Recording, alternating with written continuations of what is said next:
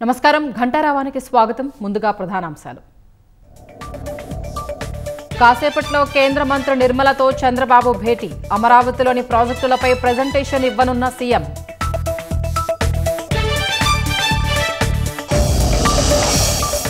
మధ్యాహ్నం సచివాలయంలో మంత్రివర్గ సమావేశం 3 కొత్త జిల్లాలు 5 రెవెన్యూ డివిజన్లపై చర్చించే అవకాశం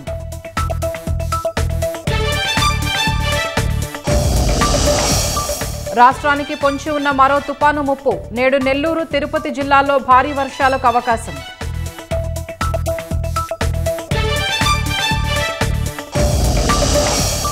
నందిగామ వద్ద లారీని వెనక నుంచి ఢీకొట్టిన కారు ఒకరు మృతి మరొకరికి తీవ్ర గాయాలు